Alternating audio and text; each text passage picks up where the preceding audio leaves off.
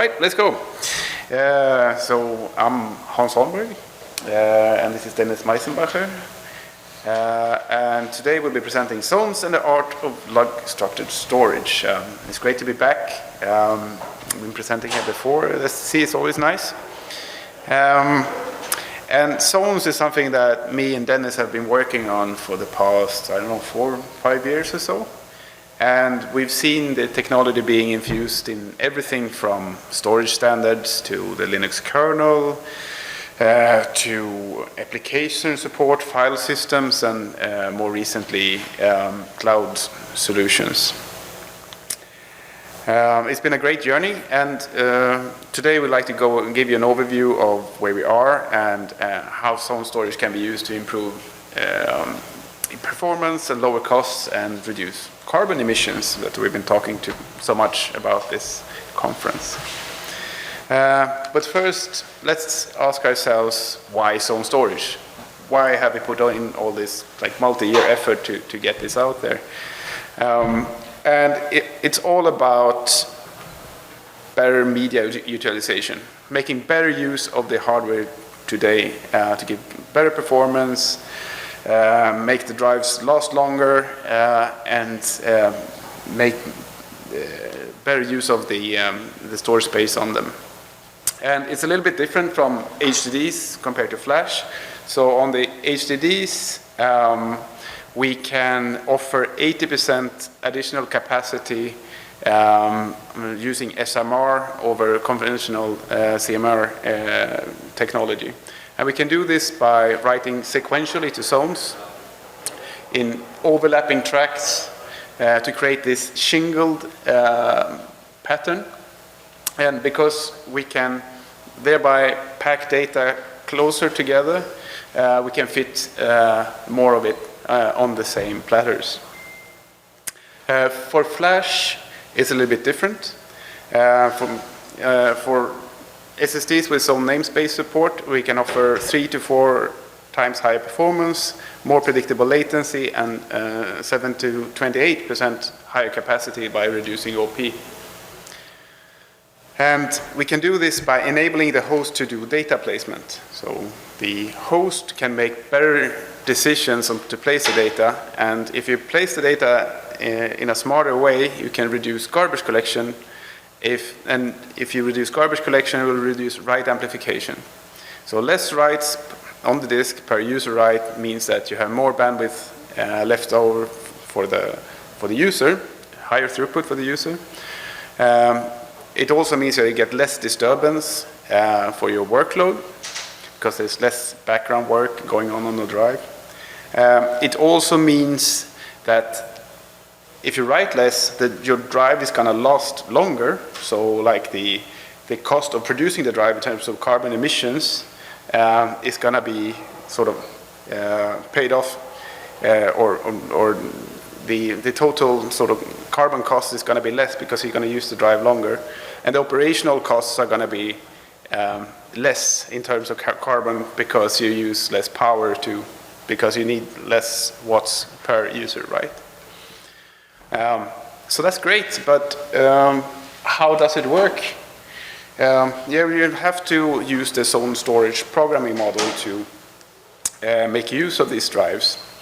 And this is a media-independent storage interface that is not built from scratch. It inherits the existing concepts of logical blocks, LBAs, and the I/O commands that you used to read and write, with the big difference that we use the address space to divide the drive into zones. So logical blocks are divided into fixed size zones, which are then utilized for data placement by the host software. So how this works is that the host picks a zone, sees it at like a bucket they can place data in, and start at the bottom of the bucket of the start address of the zone, and fills it up sequentially until it has reached the capacity.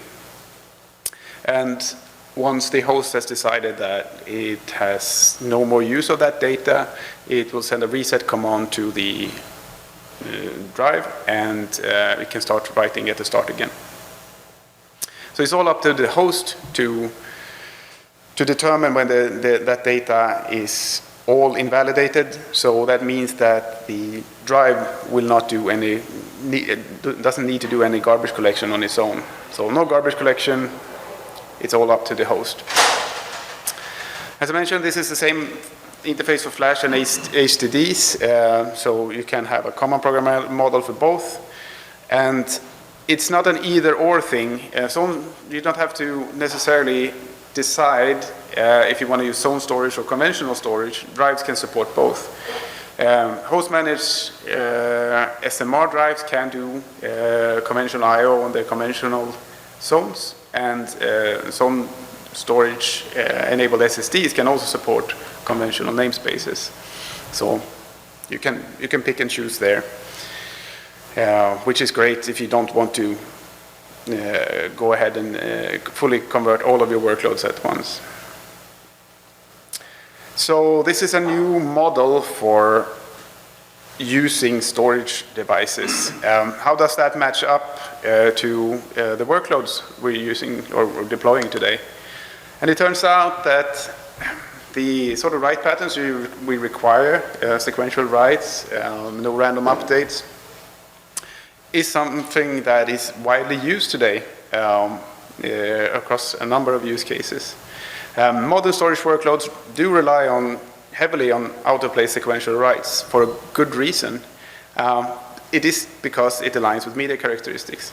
It's been known for a long time that writing sequentially gives you a lot of performance benefits. So it's already there. It also aids recovery.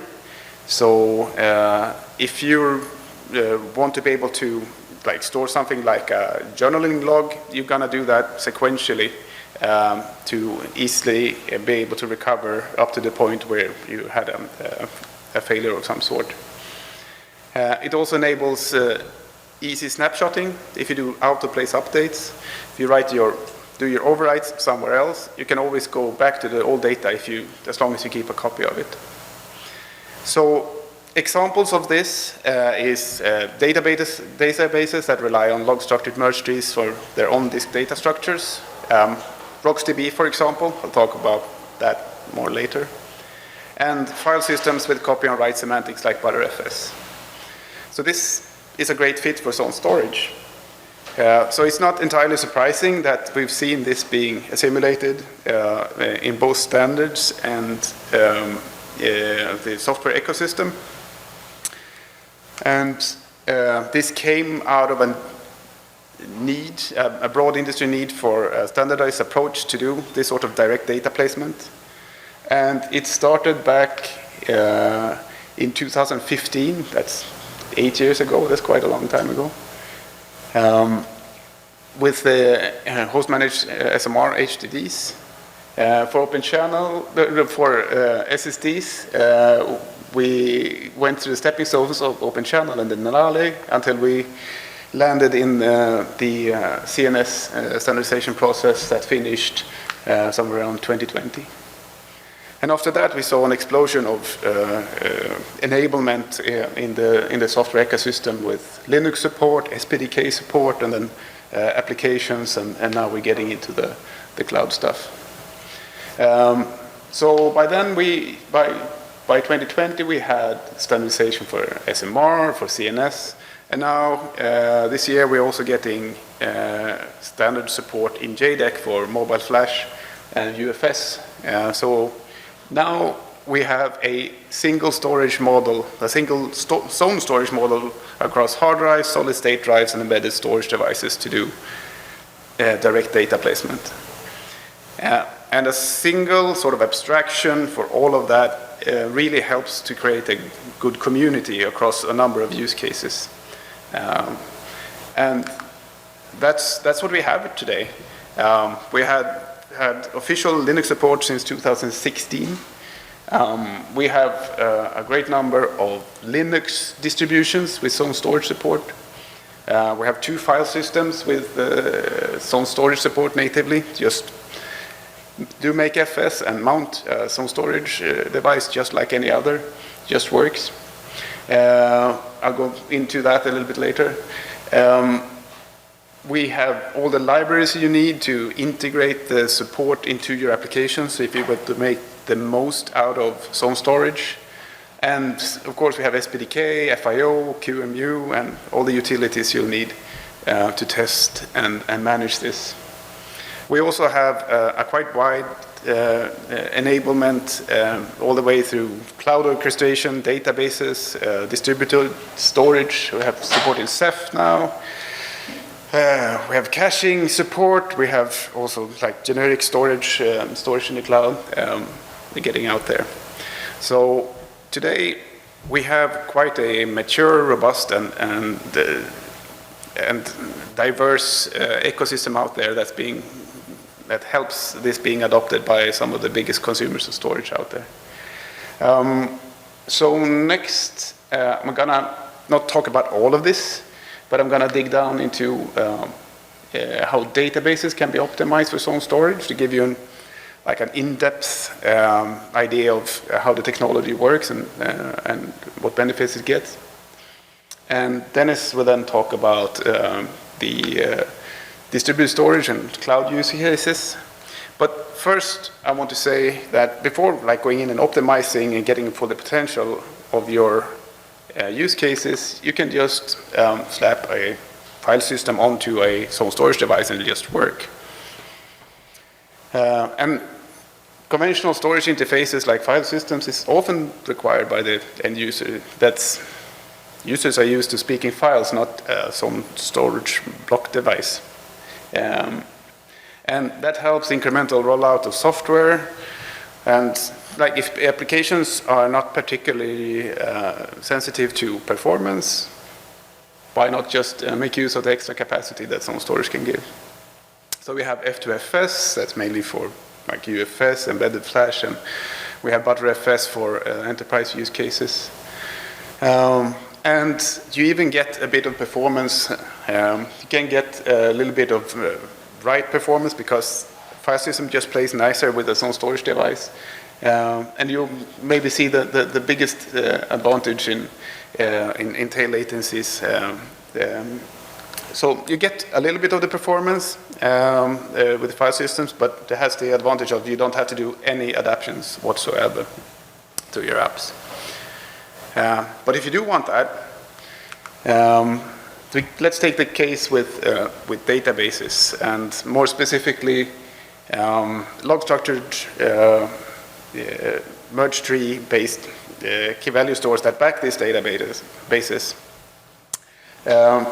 These are designed to be flash friendly. They've been designed to give you high performance for modern media. They do log structured append only writes.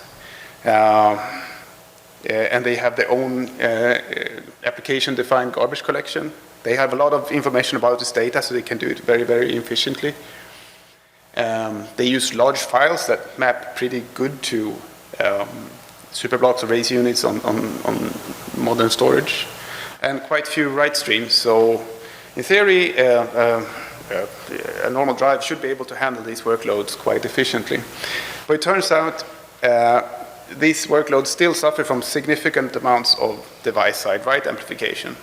So we can get up to 3x write amplification on the drive. That has a lot of cost. And this is because files are mixed in SSDs erase units. And garbage collection is required to reclaim space. So a conventional drive is forced to put data from different files into the same erase units on the drive. It cannot tell which data belongs to which file, so it can't separate it. So by the time files are deleted and you want to free up that space, it has to move out the data that's the files that have not been deleted and occupy that space already, that remains in that erase unit. And this is a performance impact, and the method to reduce that, mitigate that, is over-provisioning. And by reserving more space, write amplification decreases. The drive just has more time to invalidate more of the data, and it doesn't need to move out as much. But it does come at a very, very big cost. To achieve the same performance, the usable disk capacity is commonly reduced to up to 50%. So preserving 50% of the SSD storage capacity doubles the cost, doubles the carbon footprint for your disks. That's not great, so we decided we would try to do something about it. So we created the ZNS file system, which is not a POSIX file system. It's a user space file system that is purpose-built and compatible with the RocksDB and TeraDB storage backends. And these backends are used in turn by applications in databases such as NoSQL databases from ByteDance and Percona MySQL Server. So ZNS just plugs into that and enables the use of zone storage. And we do this to enable the use of ZNS SSDs, to reduce write amplification and all the benefits I mentioned earlier, and for host-managed SMRs to use the extra available capacity on hard drives. And we do seamless end-to-end data placement. We just plug this in, it just works, the user does not have to care. And when we compare ZNS with the best-in-class file systems on conventional devices, backed by the same media, essentially the same drives, different firmware on them, we get very, very competitive benchmarks results. So I'll go into that. But first, how do we do this? Where does the magic happen?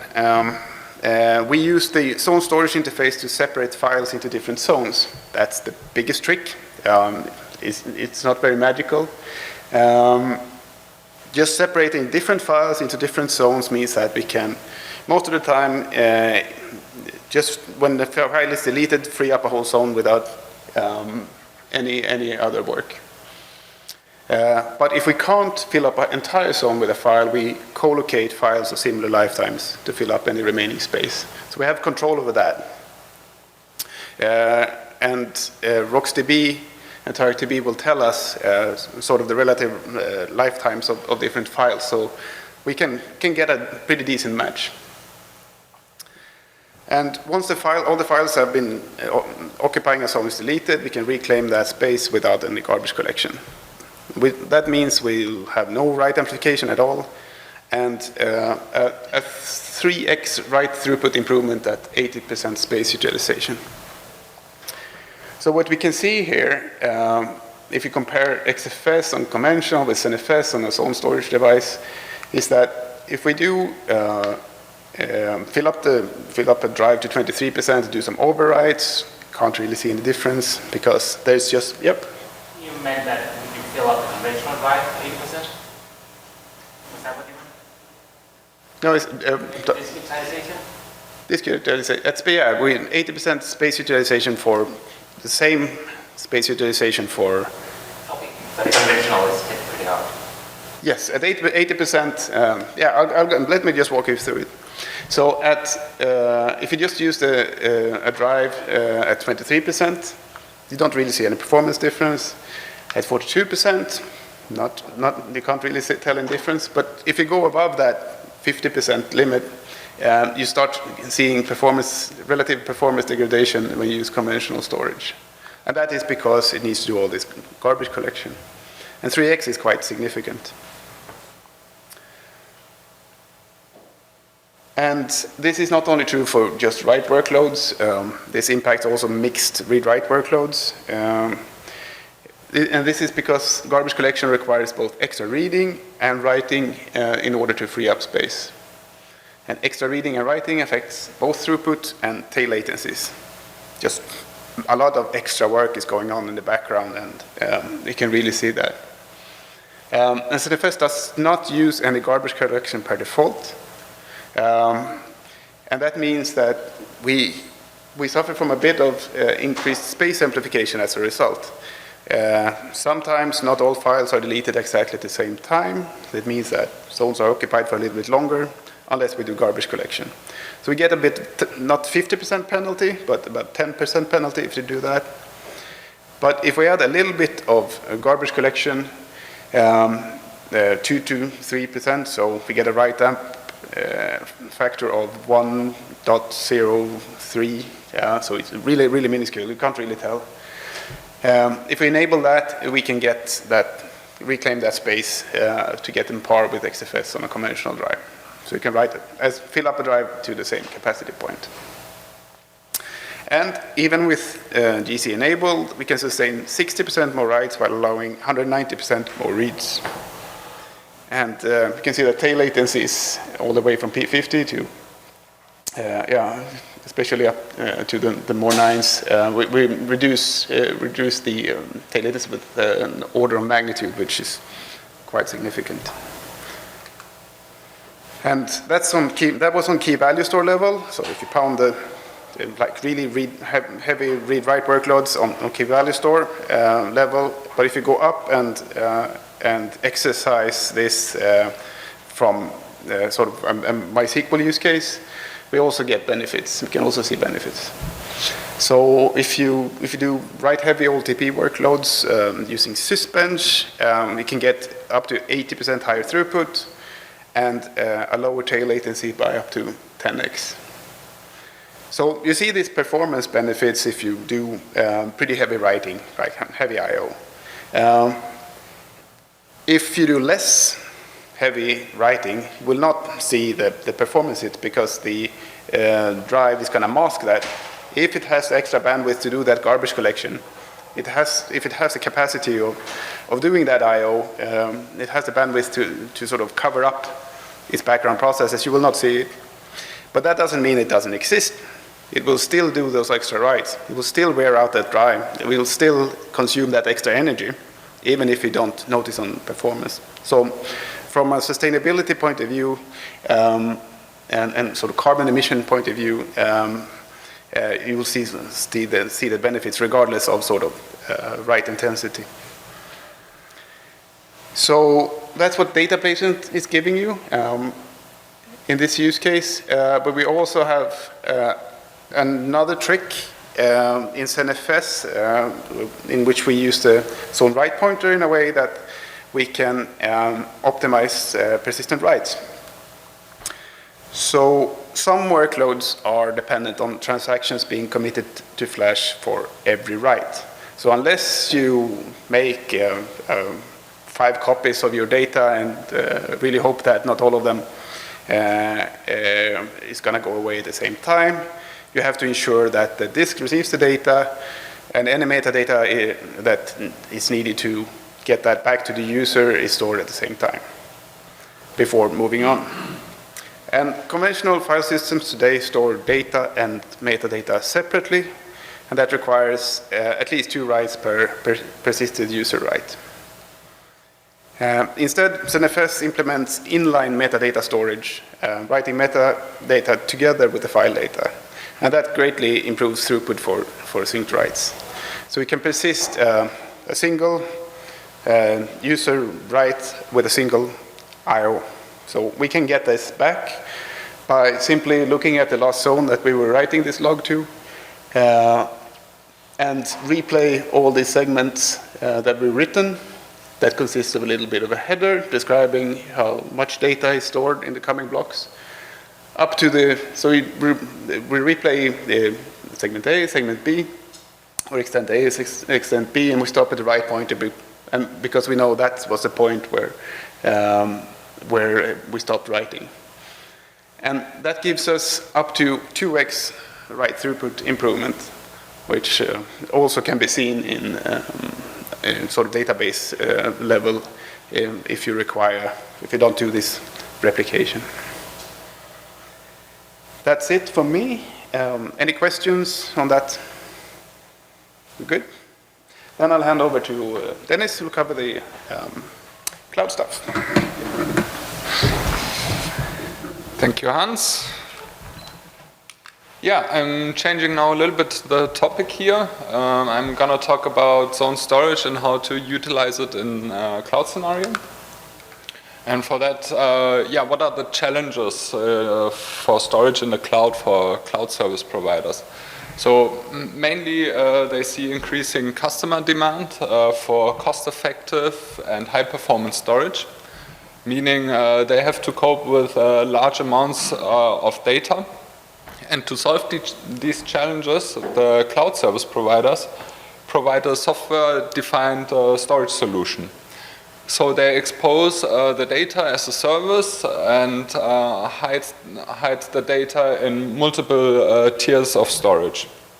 And therefore, they provide then appropriate benefits for their customers and themselves. These storage tiers have inherent physical characteristics, and they need to be effectively managed to gain advantages. So for the performance tier, we have, of course, flash-based SSDs, and for the capacity tier, the HDDs. In the performance tier, with conventional drives, we have challenges to overcome, like the media type, write amplification factor, DRAM, and over-provisioning, which all contributes to the cost of the deployment. And with write amplification, which impacts the lifetime of the device and the performance and the overall cost, conventional SSDs are a little bit on a disadvantage compared to ZNS SSDs. With these conventional SSDs, we have a typical overhead of 2x the cost and 3 to 4x reduced lifetime with random write workloads, what Hans already showed. Also, we get bandwidth penalties in single device multi-tenant setups with conventional devices. Yeah, and ZNS SSDs solve all these issues while also maintaining high performance. For the capacity tier,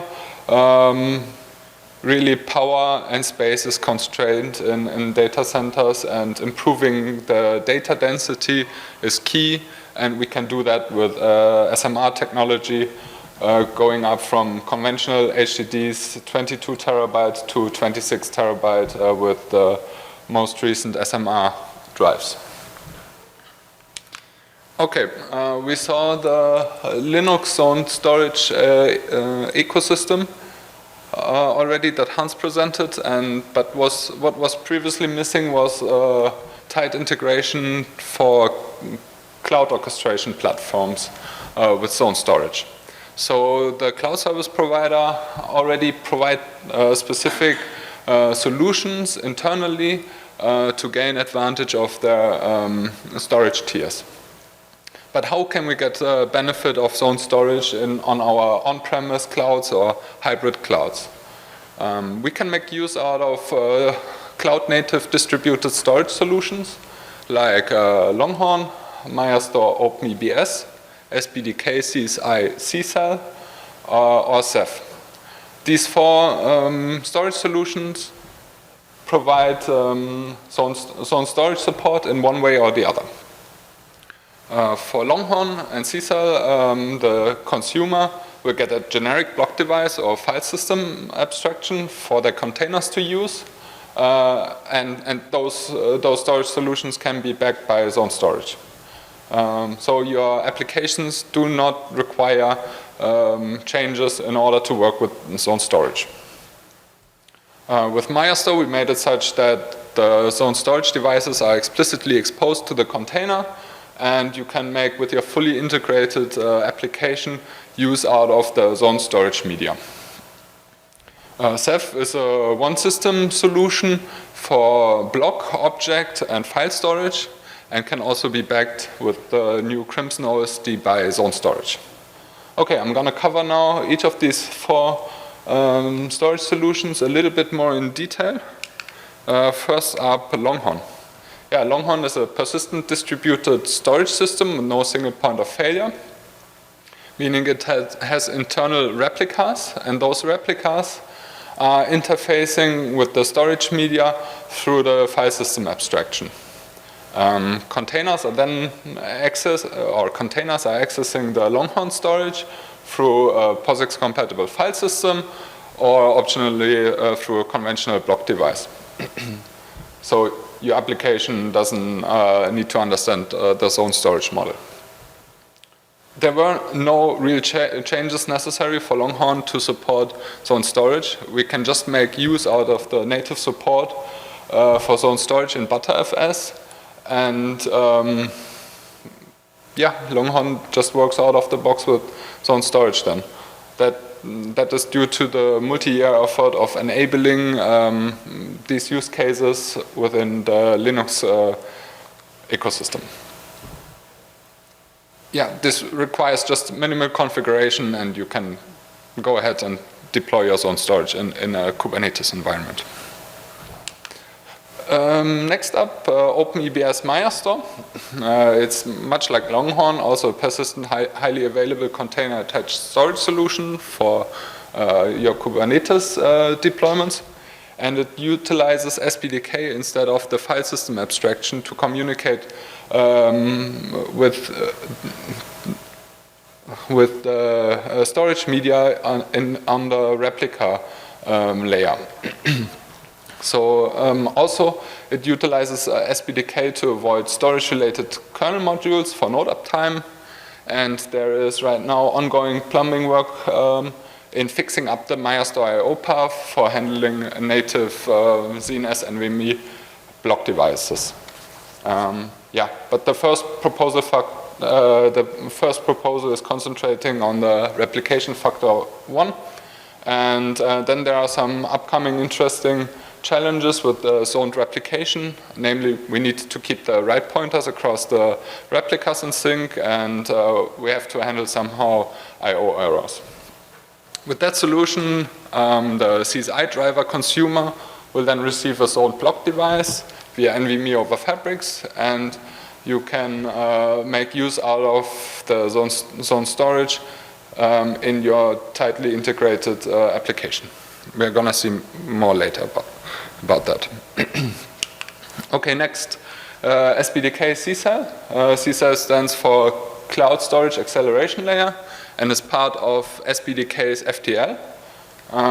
It can be deployed with a work-in-progress zoned storage support patch via the SPDK CSI driver, or also Firestore, because Firestore utilizes SPDK under the hood.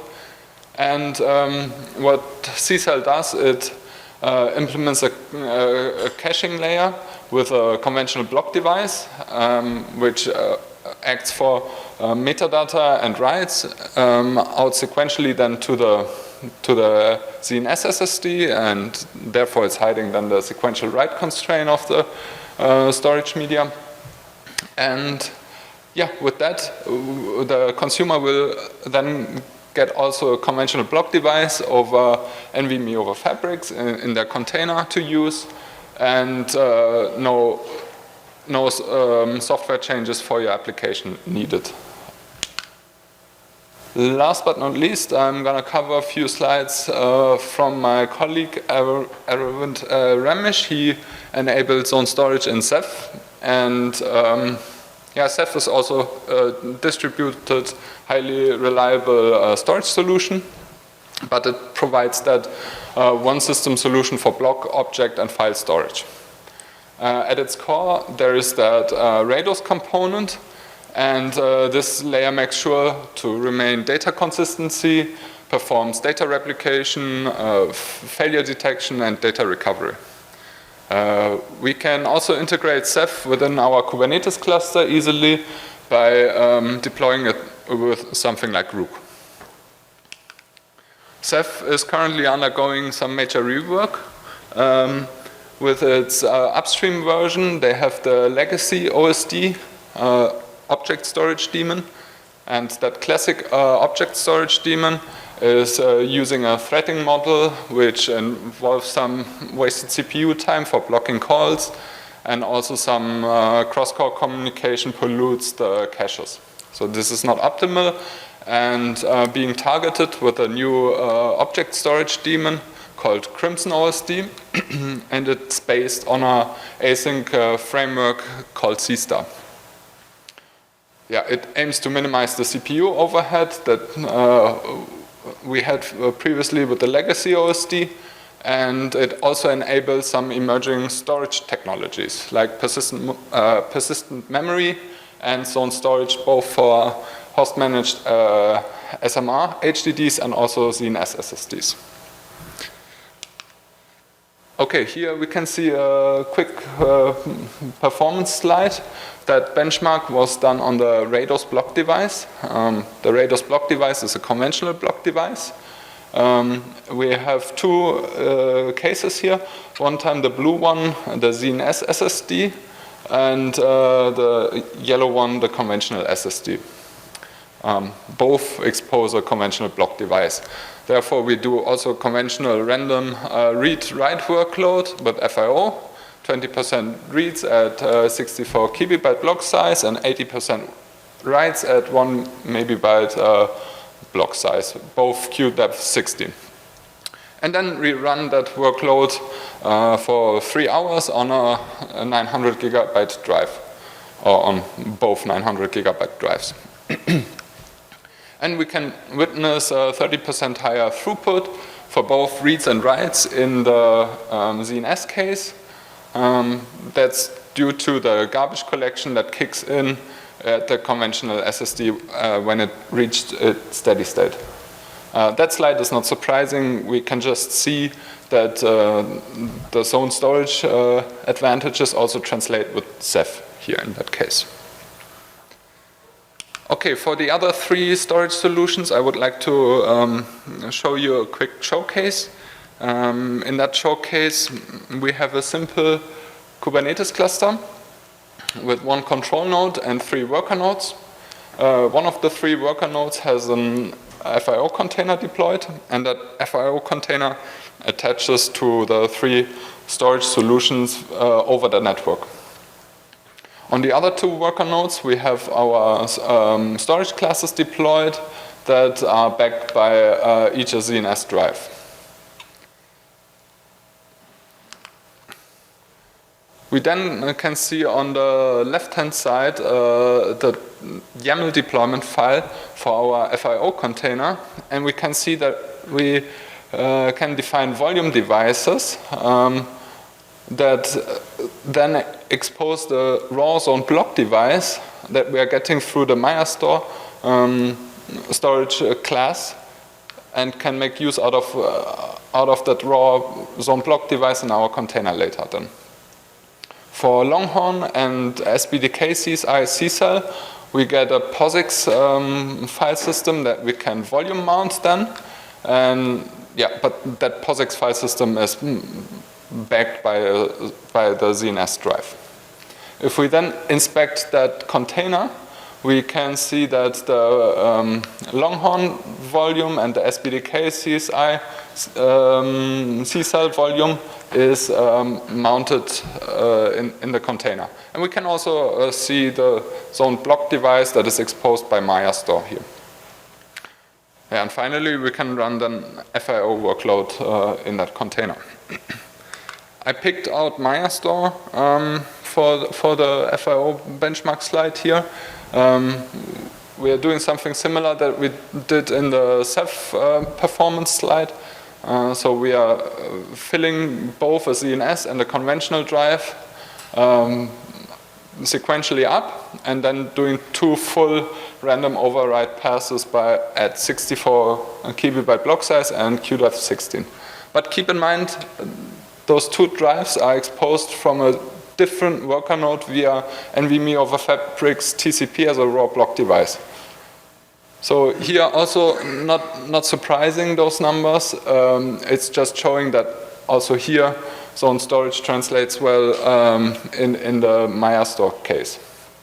And we can see the conventional drive dropping after being completely filled up, and its over-provisioning portion is used up, and then the drive ends up in garbage collection and eventually in its steady state.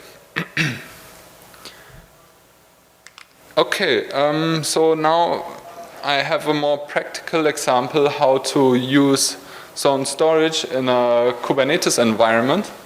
Hans talked previously about the Percona server for MySQL and how the ZenFS plugin enables zoned storage within that database solution. And we can deploy a MySQL database on Kubernetes backed by zoned storage by just using the official Docker image of a Percona server. specifying our zoned block device that we are getting through the Firestore, through the Firestore storage class that exposes that raw zoned block device, and then initializing the ZNS target on that container. Yeah, so we can just benefit from zone storage on our MySQL database in a Kubernetes environment. We therefore integrated native zone storage within a zoned cloud native storage solution. Okay, as a summary, what we saw in that talk, so the Linux zone storage ecosystem continues to mature. We have ButterFS, we have Longhorn, Ceph, OpenEBS Firestore, CCell, and end-to-end applications like databases that are enabled through ZNS. Continues to mature. We have workloads that can be orchestrated by Kubernetes now and seamlessly benefit from zone storage as cost-effective and high-performance storage. And there are also no longer software stack changes necessary to deploy zone storage at large scale. You can just use a file system, put it on your zone storage device, get 7 to 28% additional capacity and better performance in some use cases. That's it, and I think we should have some time for questions. Yeah. You want to come up, maybe? Yeah, please. Is there any difference for the different SSD that runs a namespace in terms of performance? So the question is if there is any difference, performance difference regarding the SSD. It runs a namespace. So same drive. yeah, it's the same drive. Same media, same controller, same DRAM, same everything. And then one is initialized as a conventional drive, another one is a zone. It can do both. It can do both conventional and zone. So it's the same. But there is slight different data path. But the conventional is like a couple percentage faster on the throughput. You can see that in one of the graphs. But then even. So it's the same drive, which is really, really cool, because otherwise it's hard to, is this good or bad? Without having that comparison point. So it's an apples to apples. Yeah, okay. To summarize it for the microphone, so it's an apples to apples comparison between the conventional SSD and the ZNS SSD because it's the same media, same drive, just different firmware. Yeah, it's taking a different path in the firmware. Yeah.